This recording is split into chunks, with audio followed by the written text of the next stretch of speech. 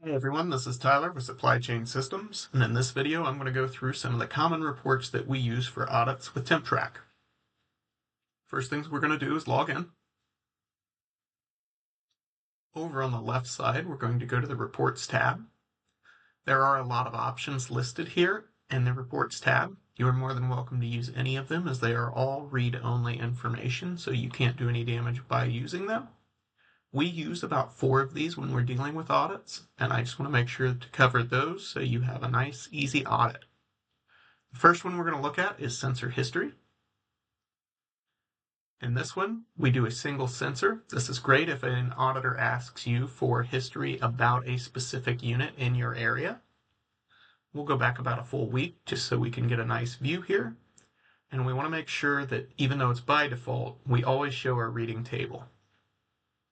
The reason we want to show the reading table is because it will give us a nice big graphic right here that we can show an auditor right off the bat. This unit has been within range for the past week.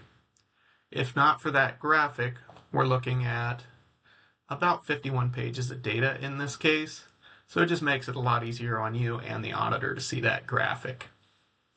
The next report that we're going to go through is the sensor alarm report. In this report, we would run, again in the case of a single sensor. What we're looking for here is if we did see a blip on there with an alert, we could show the auditor what that alarm was and how we handled it. So because alarms weren't in the past week, I'm going to back this out to the beginning of the year to see what we can catch. And in this case, we did have a few alarms that popped up. So we can see back on 126, there was an alarm. It got to 8.7 degrees Celsius. It was only allowed to go to 8. No active alarm currently. It was cleared the same day by Julie, and she's got her note right here that we can pass to the auditor. These 3 alerts are the only 3 that popped up between the beginning of the year and now. And again, we can show that auditor our closing steps for each one of those. The next report that we're going to look at is the alerts by day. This would be if an auditor came in and said, well, that's great. I see how you handle a few alarms. How many alarms have you had in total? So what we could do is we could back out to the beginning of the year. We could select all of our groups, and then we could run that. And this is going to give us the same report that we just looked at. The difference being it's going to list out each sensor, its alarm, and the notes that went with it for all of our groups. So we see we've got about 18 pages of alarms there that we can show an auditor to show what our practice is and how we responded to things. The last report that we're going to go over is the equipment QA report.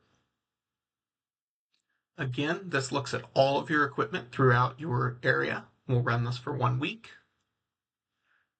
And what this is actually going to show you is what the lowest reading was, the highest reading, the average reading, how many samples were taken from that device, how many samples were out of range, and what the percentage of being in range for each one of those devices is. This is great for showing where we have any kind of issues, which devices may be having problems.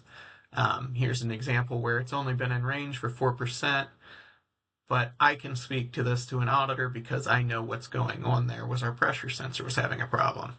And this also gives them the ability to see that, 100% of the time on most of these sensors, we're getting good, accurate readings and staying within range to protect our medications.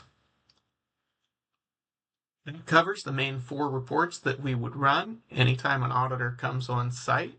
If you have any other questions, you can reach out to us in Supply Chain Systems. Otherwise, thank you for your time.